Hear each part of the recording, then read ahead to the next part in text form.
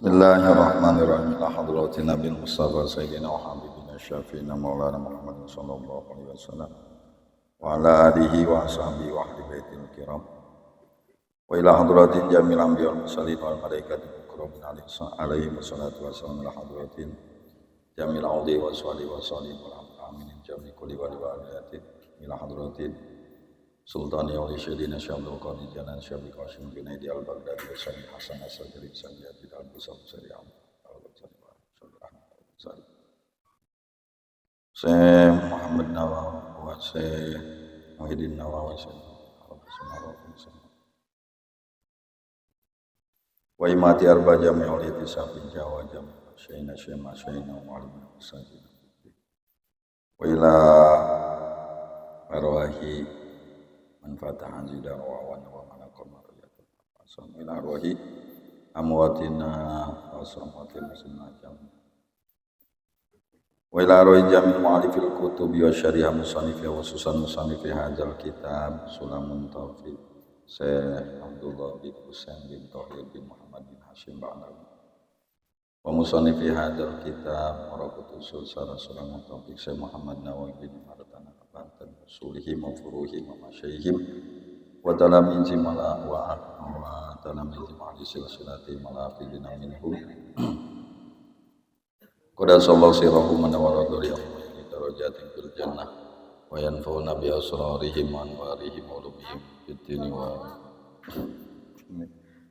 wa dunya wal akhirah bi syirri lahum al-fatihah. A'udzu billahi minasy syaithanir rajim. Bismillahirrahmanirrahim. Alhamdulillahirabbil alamin. Arrahmanirrahim.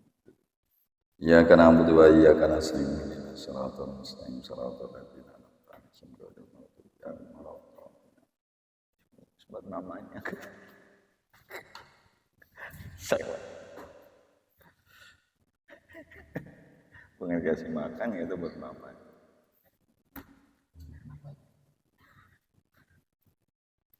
Bismillahirrahmanirrahim. Alhamdulillahirabbil alamin. Wassalatu wassalamu ala sayyidil mursalin Sayyidina Muhammadin wa ala alihi wa ashabihi ajmain amma ba'du. La haula wa la quwwata illa billahil aliyyil azim. Bismillah sadri wa yassir amri wa hlul 'uqdatam min lisani yafqahu qawli wa aslih lisani wa ahli qalbi hakim sallallahu alaihi wasallam. Qala musannifu rahimahullah wa nafa'ana bihi wa bi ulumihi wa bi asrarihi fid dharaini amin ya rabbal alamin ya mujibas sairin.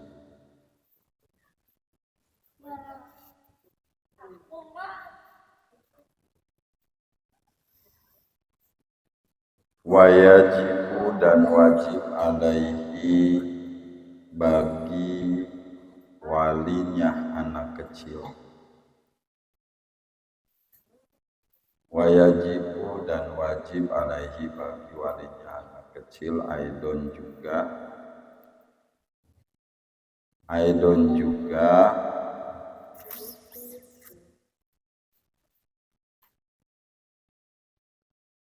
ta'limuhuma yaitu mengajarkan kepada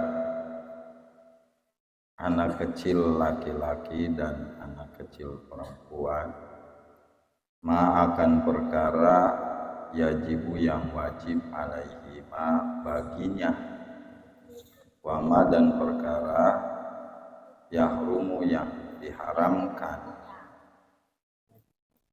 Wajibu dan wajib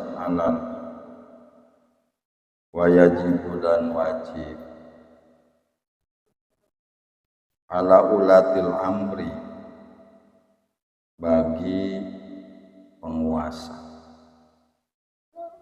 orang yang mempunyai jabatan ala ulatil amri bagi orang-orang atau bagi penguasa. Qatlu tarki sholati yaitu membunuh orang yang sholat, yang meninggalkan sholat. Qatlu sholat itu memenggal atau membunuh orang yang meninggalkan sholat kaslan karena males, dengan catatan in lam yatub, apabila tidak tobat. Ilam yatub, apabila tidak tobat. Wa hukmuhu, adapun hukumnya tarikus sholat atau orang yang meninggalkan sholat, muslimun itu Islam. Wa yajibu, dan wajib ala kulli muslimin, bagi tiap-tiap orang Islam, amru ahlihi, yaitu memerintahkan kepada keluarganya muslim biha, untuk sholat, wa qahrahum, dan memaksanya untuk sholat, wa ta'limuhum, dan mengajarkannya, dan mengajarkan akan sholat,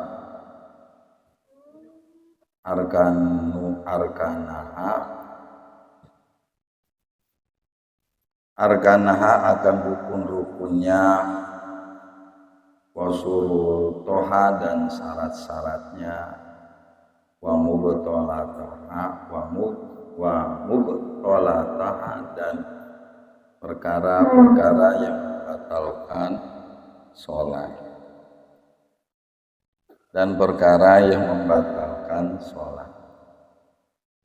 Wa kuluman, dan juga bagi tiap-tiap orang, qadaro, yang mampu baginya alaihi, untuk memerintahkan tersebut, min ghairihi, dari selainnya, wali-walinya anak kecil dan pemerintah, bagi selainnya atau dari selainnya, wali-walinya anak kecil dan pemerintah. Faslun, bermula ini satu pasal. Wa min syuruti sholati, itu sebagian dari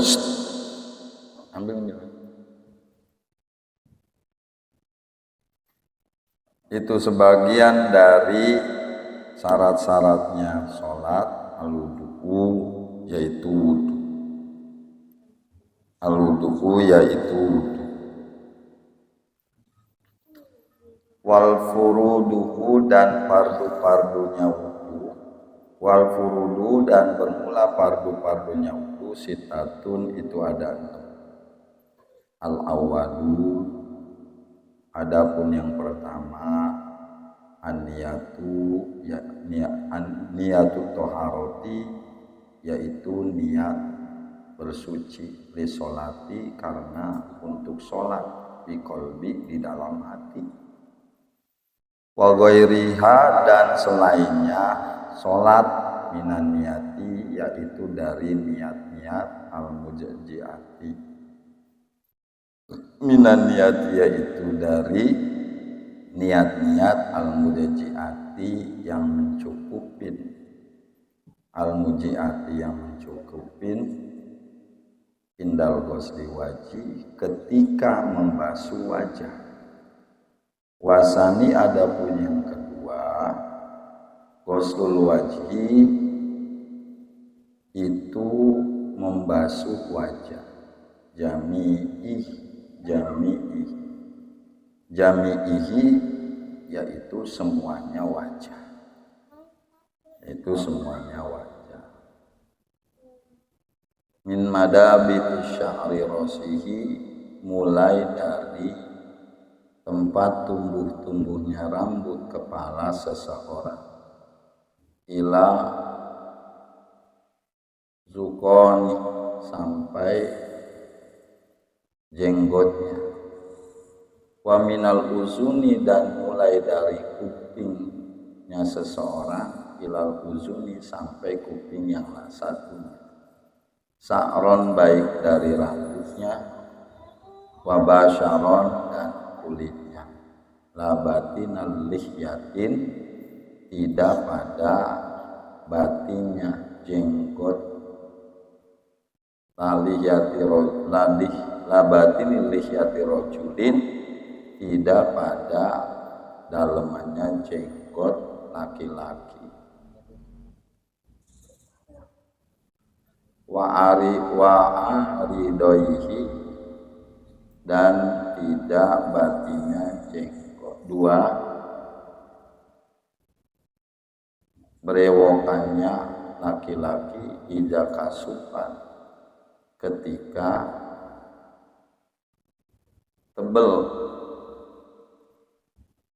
ida kasupan ketika tebel jenggot dan aridohnya, ketika tebel jenggot dan lihya aridohnya atau brewoknya.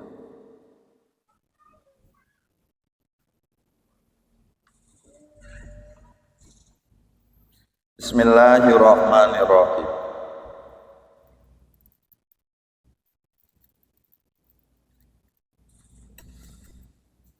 Kemarin kita telah membahas masalah kewajiban yang hukumnya fardu kifayah bagi seorang walinya anak kecil laki-laki maupun walinya anak kecil perempuan. Yang dimaksud wali di sini kullu min abawaihi wa in alayya, walau min kibalil ummi ayaskutu wujubin bi fi'li ahadihima li usulil maksudi bihi. Jadi yang dimaksud wali di sini bukan hanya orang tua, tetapi definisi kalimat ini pakai wali.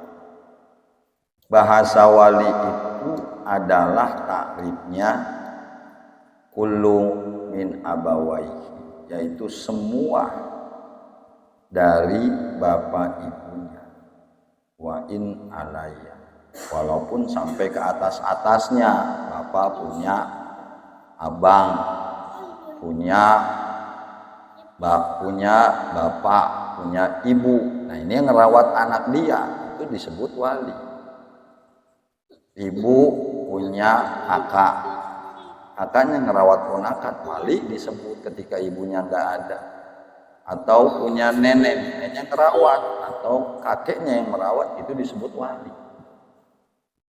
Paham ya? Nah, dikukumin fardu kifayah gimana? Meskipun yang memerintahkan misalkan kan disebut wali itu bapak dan ibu. Tapi kan ada yang mengatakan wali itu adalah bapak, karena dia yang menikahin anak adalah walinya bapak. Ibu kan nggak bisa ngewali. Makanya perempuan itu nggak bisa jadi wali sampai kapanpun. Karena apa?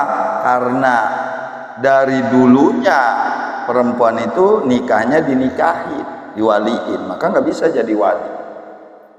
Beda dengan bapak, beda dengan laki-laki. Kenapa laki-laki nikah itu tanpa wali bisa?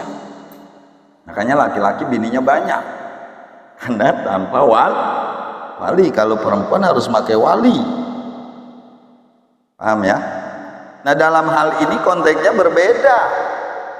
Dalam hal ini konteksnya yang disebut wali bukan dalam hal wali nikah.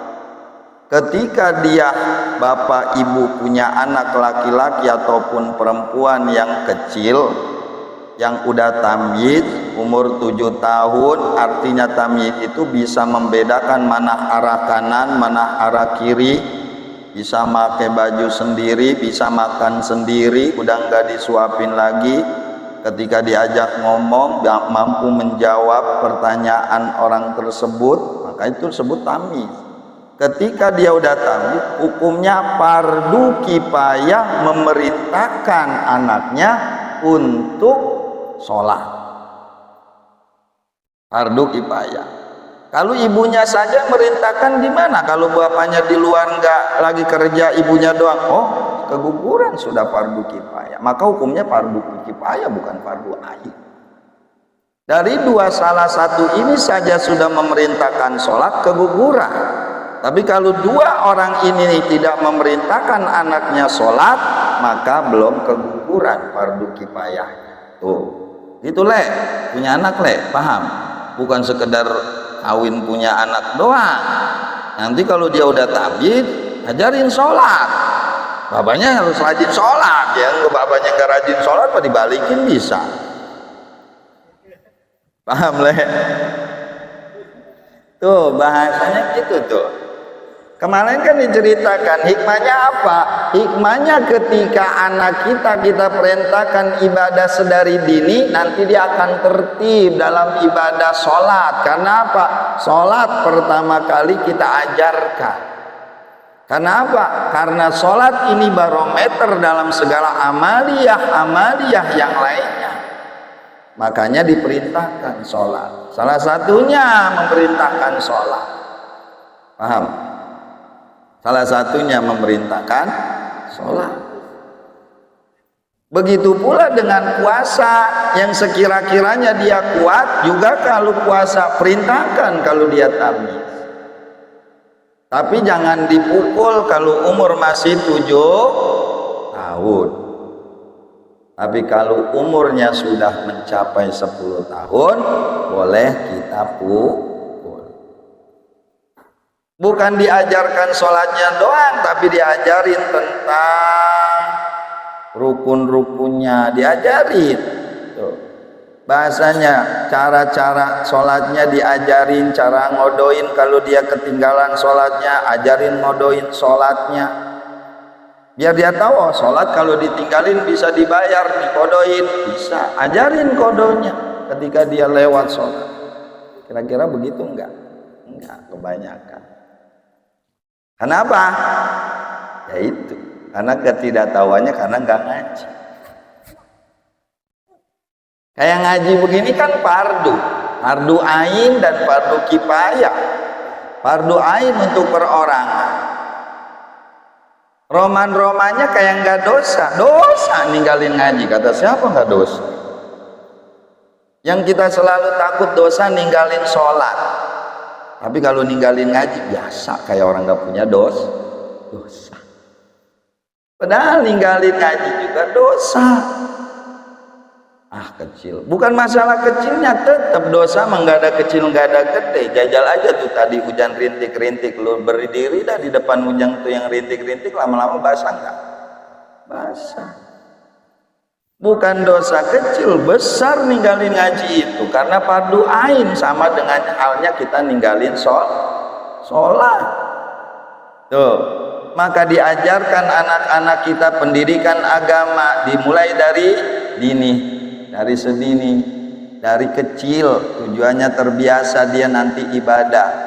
Kenapa? Rumah tangga itu pencetak awal manusia. Kalau kita pengen mencetak seorang pemimpin itu di rumah tangga. Ayo dah, seorang bapak ketika dia qabil tu nikah, punya rumah tangga, rumah bertangga-tangga, nanti ada cobaannya, naik level-levelnya. Kalau rumah kan kalau ada tangganya berarti ada anak tangganya enggak? Nah, begitu prosesnya. Baru nikah, tangga pertama, tangga kedua, mulai bini ngidam, rada ngomel dikit. Pengennya macem-macem. Lagi ngaji, oga ditinggalin, rada alepan. Begitu itulah rumah tangga dicetak. Bisa nggak kita membagi waktu? Satu sisi kita untuk mencari uang, satu sisi bini lagi aleman ngidam. Coba itu rumah tangga namanya. Di sini dicetak tanggung jawab seorang pemimpin laki-laki, ar-rijalu qawwamu 'alan nisa. Laki-laki itu pemimpinnya perempuan, maka kita pemimpin. Semua manusia itu potensi pemimpin. Maka pemimpin dicetak dari rumah tangga pertama. Makanya ada bahasa rumahku surgaku. Kayak mana rumah yang surga? Bukan rumah yang hanya diisi uang banyak, mobil ada, rumah mewah, makanan serba ada, bukan. Tetapi yang disebut rumahku surgaku, di mana di dalam rumah itu ada namanya ibadah, ada baca Quran. Jangan dijadikan rumah itu kayak kuburan. Bahkan Islam ngajarin kalau kita sholat qobliyah ba'diyah di masjid sisain. Di mana? Sholat di rumah. Jangan di semuanya dihabisin di masjid. Biar supaya apa? Nanti ada saksi semakin banyak. Kita melakukan bumi yang kita sholatin nanti menjadi saksi kita. Pernah disolatin, pernah disujudin. Jangan satu tempat sujud aja. Maka rumah itu biar jadi surgaku, maka isi. Anak disuruh sholat, orang tuanya sholat, ibunya sholat, bapaknya sholat, ngaji Quran, wiridan. Maka rumah kayak neraka kalau kita walaupun harta banyak, gak damai. Harta gak bikin ketentraman. Sayyidina Ali aja pernah ditanya dengan pertanyaan sama tapi berbeda orang yang nanya. Kata orang bertanya kepada Sayyidina Ali, ya Sayyidina Ali, kamu pilih harta apa pilih ilmu? Ilmu. Mengapa? Ilmu yang menjagaku, harta yang aku jaga. Tanya lagi, ya Sayyidina Ali, lain orang, kamu pilih harta apa ilmu? Ilmu. Mengapa? Karena ilmu bikin terang hatiku, harta bikin gelap hatiku. Terus pertanyaan seperti itu. Maka ilmu ngaji ini buat modal kita rumah tangga. Mengapa yang didakwakan di sini diajarkan itu kita perintahkan anak? Karena Allah Subhanahu wa taala berfirman, "Qu anfusakum wa ahlikum naru." Jaga pertama anak kita dulu, istri, anak, jaga dari neraka, jangan sampai masuk neraka. Sabodo orang lain lah. Gak ada urusan sama kita. Orang lain misalkan satu contoh, Tile masuk neraka, Pijay masuk surga, gak dituntut. Ya sialan lu ke neraka ikut gua. Enggak lah, urusan gua apa lu mau orang lain, bukan. Tapi jajal. Tile masuk surga, anaknya masuk neraka, anaknya besok protes. Enak aja gua di neraka. Ya Allah, saya enggak mau saya di neraka. Orang tua saya suruh masuk ke neraka. Lah, memang apa? Karena dia enggak pernah ngajarin sholat. Akhirnya orang tuanya lagi asik-asik di surga ditar. Itu ada ceritanya yang kayak begitu tuh. Paham ya? Tuh, maka hukumnya fardu kifayah. Biar tahu besok punya anak. Ternyata ada perintah syariat mengajarkan ketika anak kita sudah tamyiz, maka anak kita itu perintahkan sholatnya dan kodok-kodoknya ketika meninggalkan. Ketika anak itu ajarkan juga anak itu hukum-hukum sholatnya, syaratnya dan sebagainya.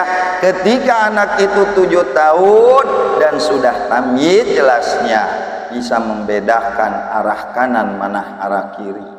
Kalau anak ditanya gini, Neng atau Tong, arah kanan mana?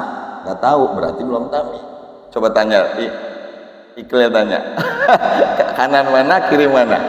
Ini kan buat bukti. Hanya Klil kanan mana, kiri mana. Kalau dia masih linglung berarti belum tamyiz. Coba kanan mana Waduh, kalau dia nggak bisa jawab belum tamyiz ya. Klil kanan mana kanan? Kanan yang mana? Hah? Yang mana kanan? Tuh kan kasih linglung berarti belum Coba tanya sapi, kanan yang mana, Pik? Kanan yang mana? Kanan yang mana? Tangan kanan mana? Tangan kanan mana? Kiri mana? Nah, berarti tamyiz. Coba. Ya, udah ngelihat. Iqlil udah ngelihat. Kalau udah ngelihat kan susah. Ini kan buat bukti, bener nggak? Di dalam kitab itu diunjukin gitu caranya untuk membedakan orang belum tamyiz. Tanya kanan mana, kiri mana. Tangan kanan aja tanya. Kalau dia keder, kanan mana? Tangan kanan, tangan kiri mana? Nah, itu berarti belum tamyiz. Tapi udah tamyiz, karena udah 7 tahun lebih. Karena dia tahu. Jadi mah lagi linglung habis megang HP. Kalau dia nggak megang HP ditanya pasti tahu. Ketika makan tangan kanan langsung berubah dari tangan kiri, pasti karena dia tahu kanan mana. Itu loh. Nah, seperti itulah wajibu alai aidon, dan wajib juga buat orang tua atau wali mengajarkan ma yajibu alaihi ma aidon ta'limuha ma yajibu alaihi ma wa ma yahrumu. Wajib juga mengajarkan yang mana bagi seorang wali mengajarkan anak kecil laki-lakinya dan perempuan yang sudah tamyiz perkara yang diwajibkan baginya dan perkara yang disunatkan baginya, dan semua syariat-syariat Islam ajarkan dan wajib perintahkan dengan hal-hal itu semua wajib di dalam yang wajib perintahkan, sunnah perintahkan pada hal yang sunnah. Ajarkan. Berarti intinya apa? Seorang bapak ibu harus terutama pinter agama, apalagi seorang kalau ibu tolol, anaknya cuman jadi pencetak anak doang, kayak mesin fotokopi. Mesin fotokopi kan nggak bisa memproduk, tapi memperbanyak doang. Beda sama komputer, nyetak dia mah. Maka komputer sama print pinteran mana? Komputer. Bener ya? Karena dia bisa membuat surat, membuat apalagi, membuat tentang neraca keuangan dan sebagainya. Coba printer atau mesin fotokopi cuman banyakin doang, cuma nyetak doang. Maka seorang ibu yang bodoh dengan ilmu, terutama ilmu agama, maka dia seperti mesin pencetak, bukan mesin pengkader. Kenapa? Al-ummu madrasatul ula min auladiha. Jadi seorang ibu itu madrasah pertama buat seorang anak. Maka anak itu dikasih isyaratnya sama Allah. Yang pertama disebut belajar ngomong mama, bukan baba. Rata-rata anak lebih akrab ke ibu apa ke baba? Ke emak. Kenapa? Dia lebih banyak bersentuhan dengan orang tua yang namanya ibu. Bapaknya mah jarang. Kenapa? Bapaknya nyentuhnya emaknya mulu. Anaknya jarang ya Ber? Iya Ber, pakai pura-pura lagi Ber. Iya Ber, kalau lagi pusing sentuh bini aja Ber. Paham? Jadi emosi kita itu bekerja. Jadi otak, ada apa? Ada perasaan, ada emosi. Benar nggak? Ada otak, ada perasaan, ada emosi.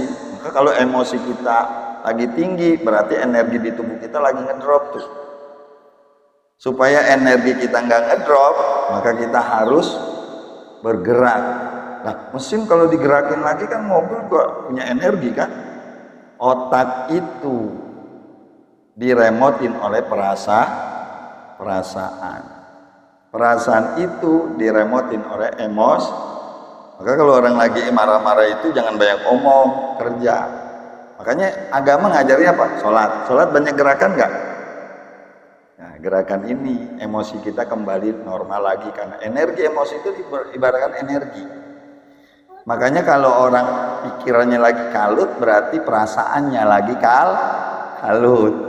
Kalau perasaannya kalut, bawaannya marah-marah, malu marah-marah. Jangan banyak omong kalau lagi energi kita lagi kurang. Apa? Hari, sholat, itu banyak gerakan. Seperti itulah. Karena tubuh ini ada energi. Kayak seperti itu. Itu wa yajibu alaihi ajarkan mereka tentang ilmu agama, tentang semualah syariat. Bapak harus bisa ngaji, anaknya ajarin masalah ngajinya, ajarin masalah Qur'annya, perkara yang haram ajarin, jelasin, dan larang mereka. Oh nah, ini adalah khamr haram, jangan diminum. Itu mukul orang itu nggak boleh, haram. Jangan dipukul anak orang ya. Itu kan ngajarin namanya, larangan. Yang suatu yang haram diajarin. Kecuali dianya itu udah balik dan pinter, udah tinggal, nggak perlu harus kita ajarin. Kalau dia udah pinter syariat, ngapain nggak diajarin lagi? Kan yang nggak pinter harus diajarin ya, supaya jadi tahu mana haram mana halal. Makanya kebangetan kalau kelas Robi kagak tahu pacaran itu haram. Aduh, berarti sama dengan goiro rosad, tidak pinter alias jahlun. Paham? Hah?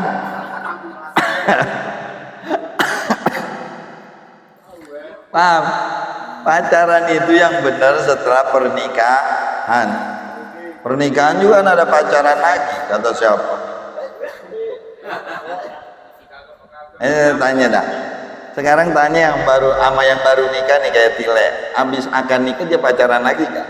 Pacaran, justru enakan udah habis angkat pacaran lah. Lu ngapain nanyain hujan? Kali takut dikunciin kali. Elah illallah, kayak berani aja. Masih muda itu, jangan sampai runtuh lagi tuh. Kebuatan kenceng. Ya Allah ya Rabbi tuh, wa yajibu ala waqulatil amri, dan juga wajib buat orang yang punya kekuasaan, bukan hanya seorang wali. Wajib juga di syariat diperintahkan wajib bagi seorang yang mempunyai kekuasaan seperti imam atau pengganti imam. Siapa? Pemerintah, ulil amri, ulama-ulama, RT RW setempat. Ketika ada, yaitu apa?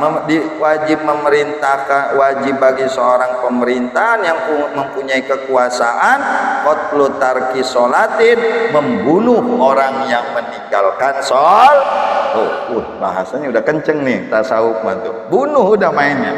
Awas yang ninggalin sholat. Urusannya kalau tasawuf mau jangan macem-macem. Bunuh urusannya. Atau dia meninggalkan satu syarat dari syarat-syarat sholat yang sudah menjadi istimanya ulama. Kayak satu contoh, syaratnya sholat menghadap kiblat, dia tinggalin. Dia nggak menghadap kiblat.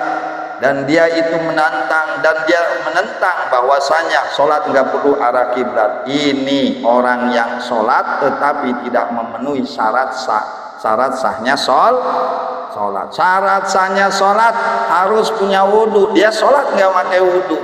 Sholat mah sholat tapi nggak pakai wudhu. Sholat itu harus pakai wudhu, nggak usah. Nah ini juga hati-hati orang yang kayak gini. Padahal udah menjadi ismanya ulama, syaratnya harus punya wudhu. Rukun-rukunnya juga jangan sampai ditinggalkan dari salah satu rukun dari bermacam-macam rukun sholat.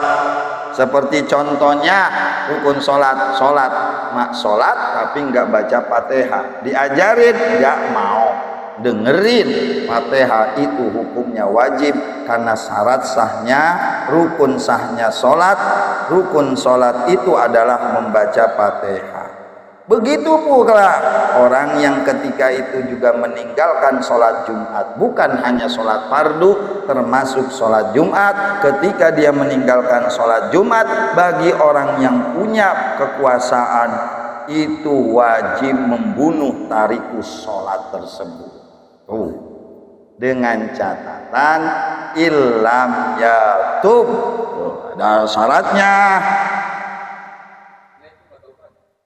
Illam yatub apabila enggak mau top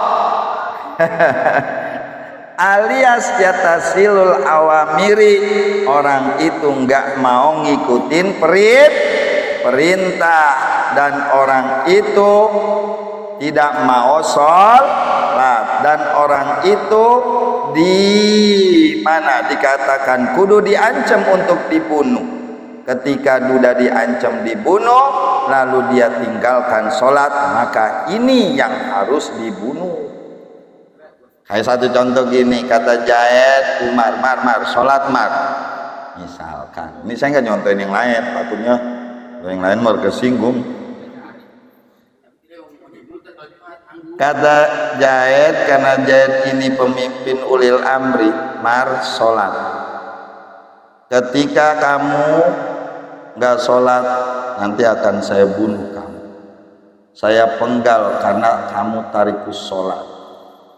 Lalu dia tinggalin sholat Umar, maka Umar ini illam yatub namanya, nggak mau tobat dan meninggalkan sholatnya. Males berarti sama menentang sholat, yang mana sholat ini kewajibannya sudah menjadi ijmanya para ulama. Maka hal begini ulama atau pemerintah ini wajib untuk membunuh.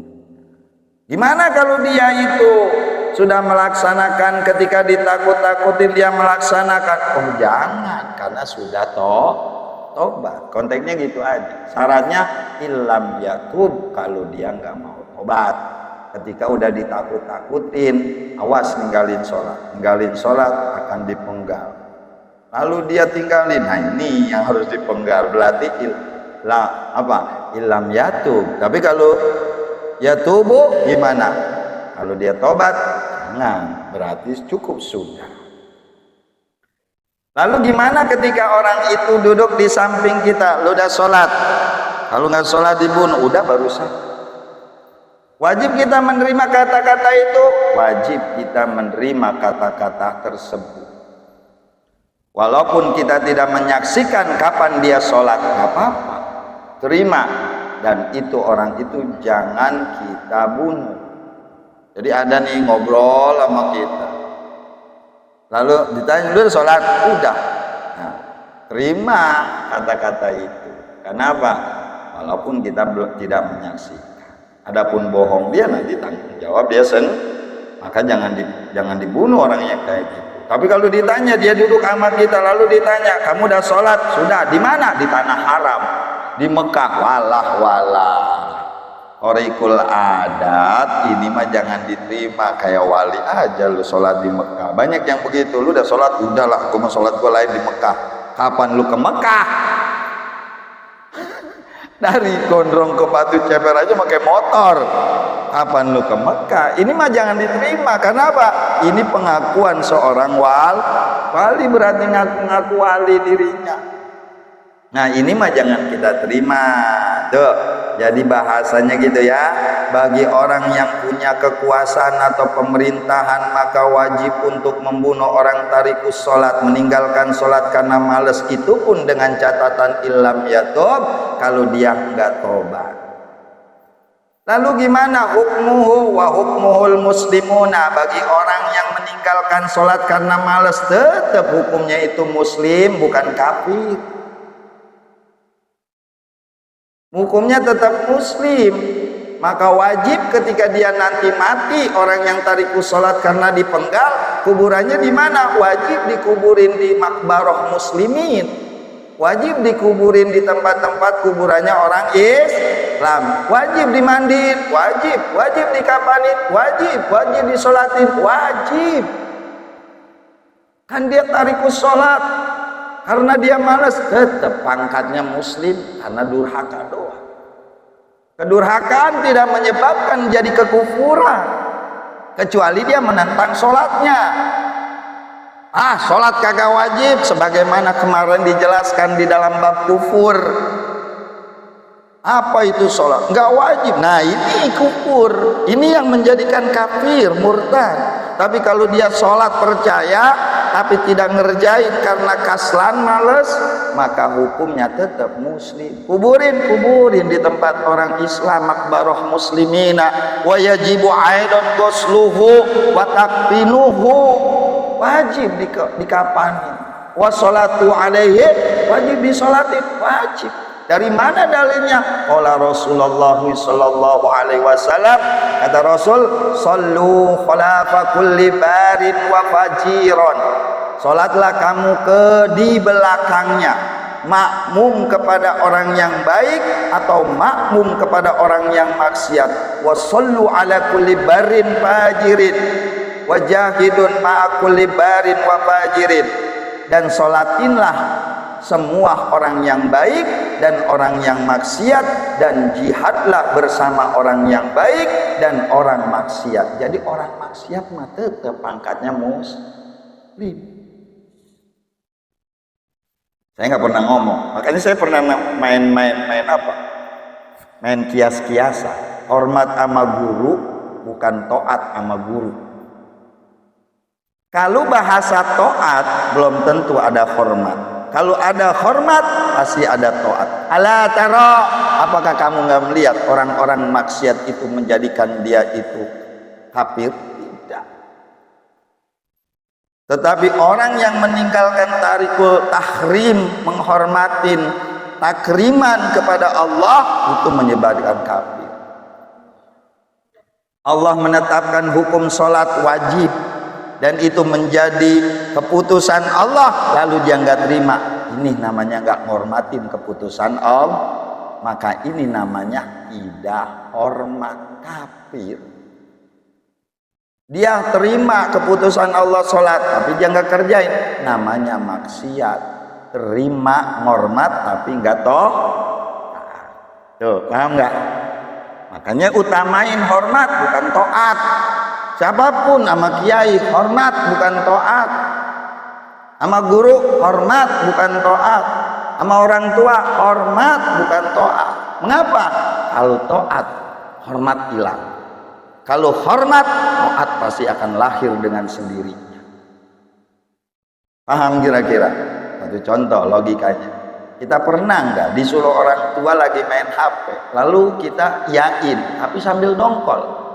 Disebutnya apa? Taat tapi enggak sambil dongkol. Sialan, orang tua gue lagi main HP enak-enak disuruh beli gas.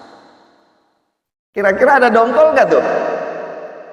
Bukannya dikit, namanya dongkol itu. Dongkol nggak ada dikit nggak banyak, namanya judul dongkol aja. Nah ini namanya tarikul hormat.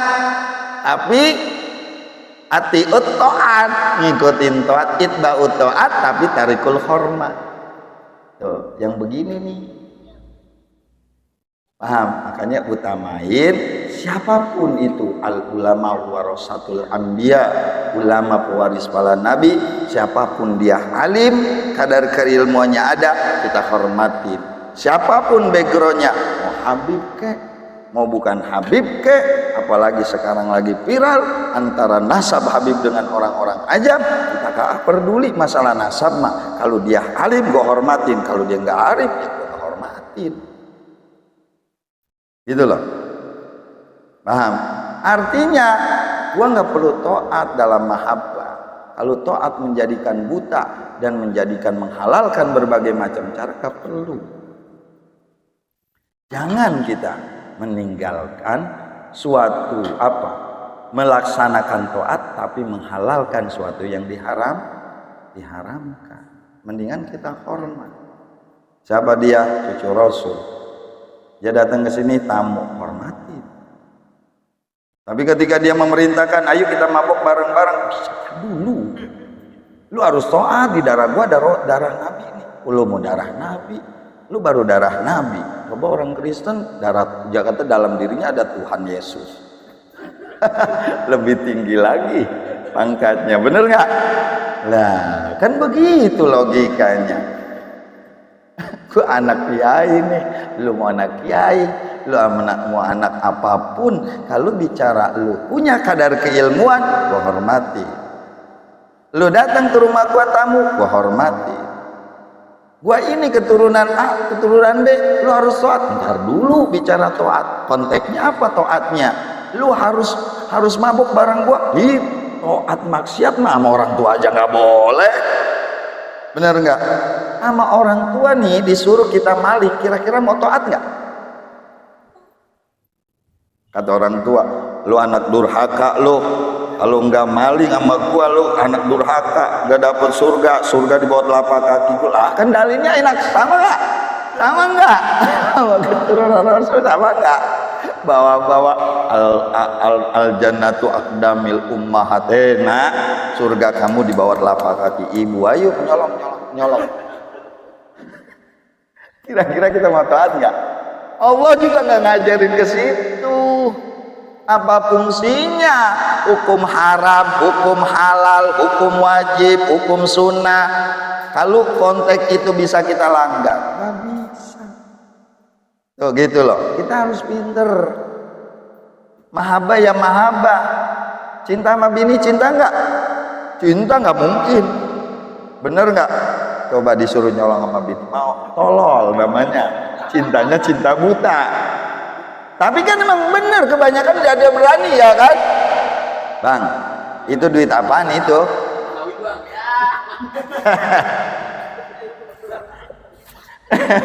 Lah kan kadang begitu, bener gak? Nih bini laki pulang dari kantor, kerja di bank, bawa duit dititipin sama bosnya 1 koper. Pulang di rumah, bang itu duit siapa? Jangan, duit bos titipan. Ambil aja sedikit bang, ketahuan ini. Kira-kira jadi berani gak? Berani gara-gara bini tuh, bye-bye tuh. Memedi yang super dahsyat bini. Dia belum tahu besok. Kata Tile juga. Kata Tile nih. Bininya lagi hamil. Lagi hamil nih. Jam 1 malamnya dibangun, bang saya minta rujak. Lari nyari rujak pasti. Coba. Ya kan? Demi apa itu? Sang cinta.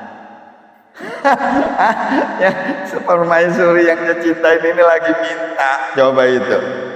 Besok kita bisa galak. Iya ya. Jangan neng, dosa itu. Dikit doang sih bang. Gawat dah bisikannya. Sekarang sejarahnya gini. Nabi Adam. Kita mau bahasa bukan. Nabi tetap dimaksum ya. Dimaksum dari dosa. Nggak ada istilah Nabi itu dosa. Nabi Adam kira-kira waktu dibisikin sama setan mempan nggak? Nggak mempan. Haram. Kata Nabi Adam. Lalu nggak kena si Adam nih. Adam ada tuh. Dibisikin Siti Hawa. Bilangin sama laki lu makan tuh. Malah dirayu. Kena nggak? Kena. Perempuan itu luar biasa rayuan. Jangan salah. Cinta itu bukan diucapkan sayang, bukan diucapkan kata-kata cinta, tapi cinta butuh realisasi, pembuktian. Makanya bohong kalau orang-orang masih traktir bakso doang cinta, bawa-bawa malam minggu doang cinta. Nafsu itu mah bukan cinta. Bener nih, bener. Coba jajal. Andai kata seorang pacar ngomong, bang, abang cinta sama saya, cinta 100%, 100%. Bang naik ke atas genteng, abang nibrak sekarang demi cinta. Berani nggak? Nggak berani kan? Bohong berarti. Bohong. Lah, cinta kan butuh pembuktian, bukan kata-kata. Seorang suami walaupun dia ngomong nggak cinta, dia nggak sayang, bukti dia nyari uang mati-matian sampai kehujanan, bahkan dikata-katain di jalanan, pulang demi bawa duit buat siapa? Buat orang yang dicintai. Itulah cinta namanya. Tapi cinta arah positif. Begitu. Kalau itu mah nafsu, gengsi anak muda kalau malam minggu nggak bawa cewek. Coba disuruh nibrak. Yakin gak ada yang berani. Besok ini lu putus aja nih sama gua. Yakin minta putus yakin itu. Segala futsal dibawa-bawa kan. Bini dibawa-bawa juga.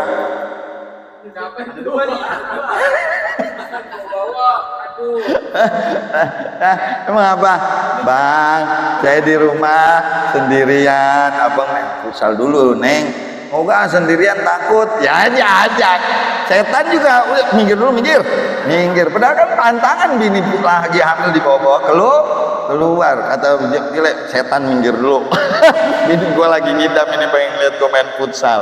Setan suruh minggir katanya. Ya Allah ya Karim, tuh dikatakan kayak begitu.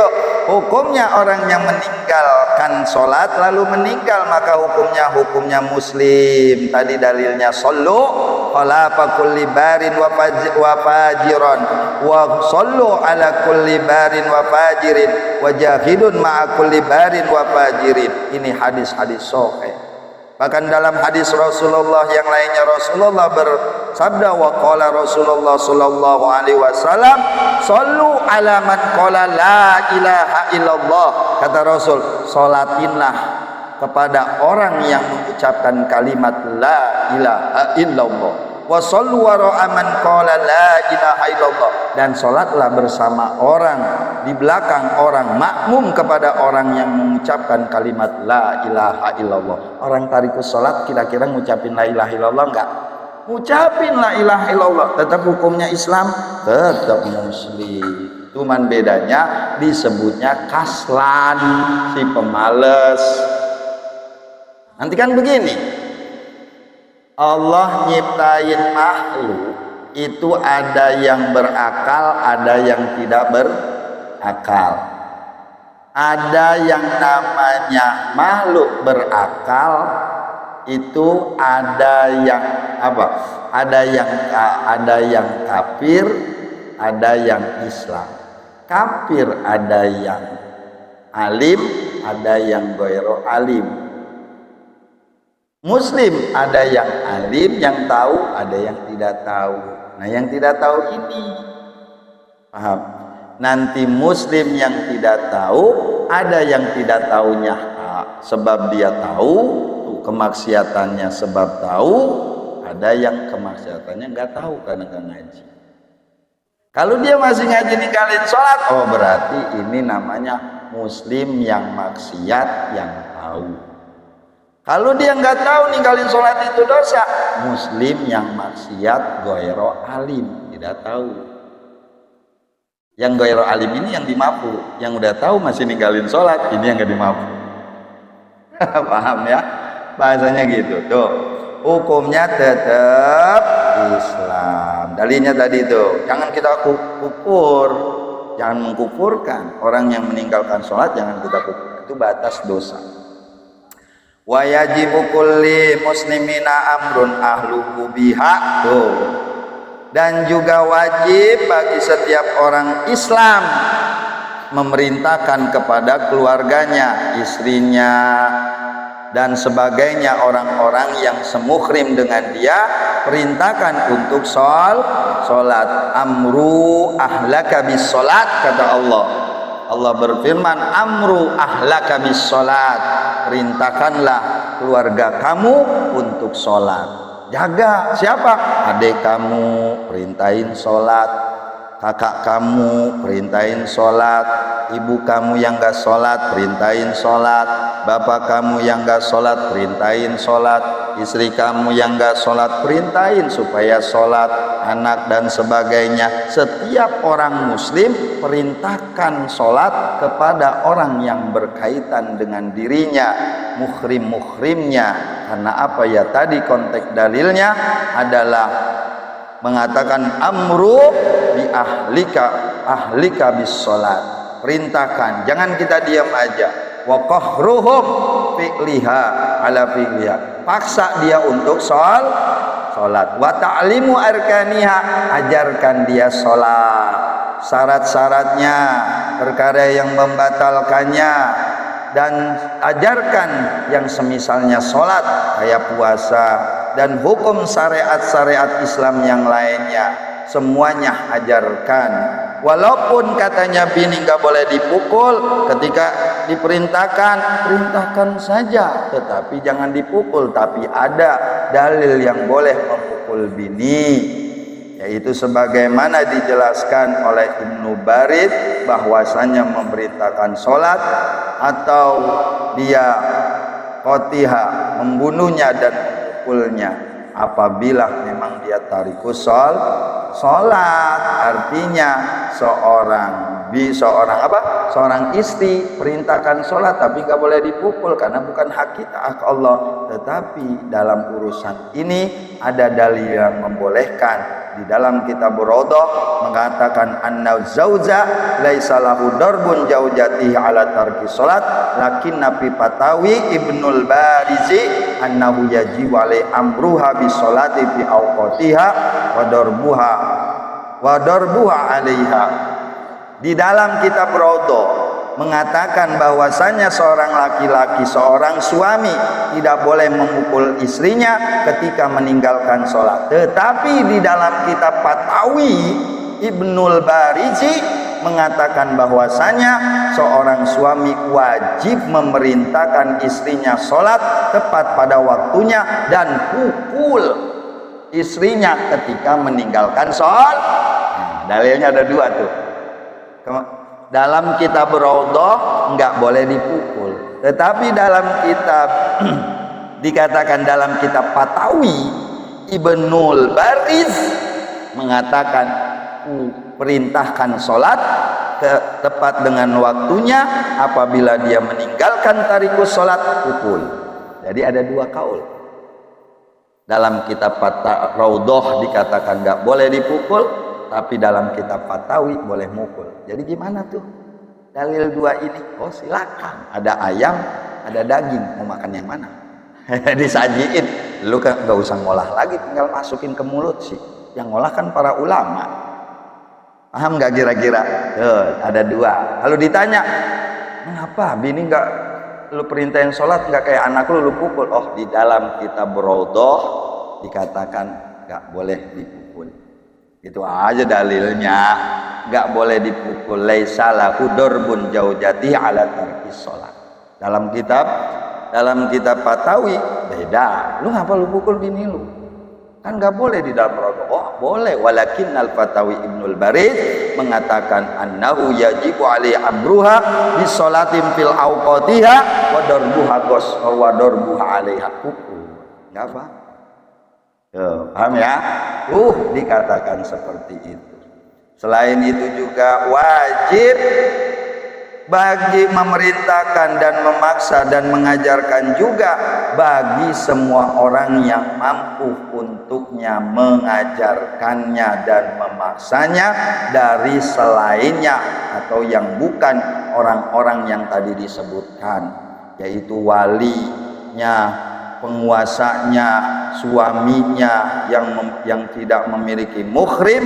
Orang tersebut kalau dia punya kekuasaan dan itu mampu untuk merubah mereka, siapapun walaupun orang lain boleh. Kayak begini, Ijai ini kan nama David nggak ada saudara, David tinggalin sholat, Ijai boleh ngomelin. Kata David, woi lu keluarga gua bukan ngomelin gua nyuruh sholat. Ini dalilnya wa kullu man qadara alaihi min ghairihi, tuh dalilnya. Boleh, hukumnya fardu kifayah, sembarangan aja lu. Emang lu kiai ulil amri? Enggak lah. Ulatul awamir? Enggak. Emang lu wali? Bukan. Tapi gua masuknya wa kullu man qadara alaihi min ghairihi tuh. Boleh memerintah. Itulah kesimpulan dari suatu hal fardu kifayah dalam mengenai dakwah kita di sekitar kita. Orang tua dakwah masalah syariat agama, terutama sholat kepada anak-anaknya yang baru tamid, ajarkan sholat terus begitu. Ini perintah, hukumnya fardu kifayah. Paham ya? Nah kayak seperti itu bahasanya. Kemudian faslun wa min syuruti sholatil wudu'i, sedikit aja kita bahas ini. Faslun, pasal ini menjelaskan tentang kefarduan wudu. Ini tadi kita membahas tentang sholat, ini kita bahas tentang syaratnya sahnya sholat. fardu wudu wa min suruti sholat itu. Wudu itu adalah sebagian dari syarat-syaratnya sholat. Jadi al-wudu'u wa min suruti sholati. Wudu itu adalah sebagian dari syaratnya sholat. Jadi kalau nggak wudu sholat nggak sah. Sholat jenazah wudu, sujud tilawah wudu, sujud syukur wudu. Ada orang lagi ceramah nyuruh sujud syukur rame-rame, ayo kita sujud syukur, yang lainnya batal, jangan sujud. Pernah terjadi begitu? Sujud syukur tetap harus punya wudu bahasanya. Di sini bahasa ada wudu, al-wudu'u, ada al-wad'u, beda makna tuh. Ada wawunya di doma, ada wawunya di patah. Ini wawunya di doma apa di patah? Al-wudu. Wawunya di dom. Kalau namanya wawu di doma, bidomatul wawu ismun litanzipin watawaddu'i. Nama untuk istilah perkara yang dibersihkan atau yang diwudukan, namanya wudu. Ini yang akan kita bahas. Kalau wad'u gimana? Dengan dipatah wawunya, nama untuk huyya wa uqda lidzalika kaman misatun bikasri mim sukunin. Bahasanya apa? Ma'ul hanifatin wa ibrikin. Wad'u adalah sesuatu yang disiapkan untuk dipakai wudu. Air di ember namanya wad'u. Paham? Air ngocor dari keran namanya wad'u. Air di kendi dituangin untuk wudu namanya wad'u. Air kendi yang ada di kendi wad'u karena disiapkan untuk dipakai wudu. Nah kalau wudu itu nama untuk kita bersihin muka, itu namanya wudu.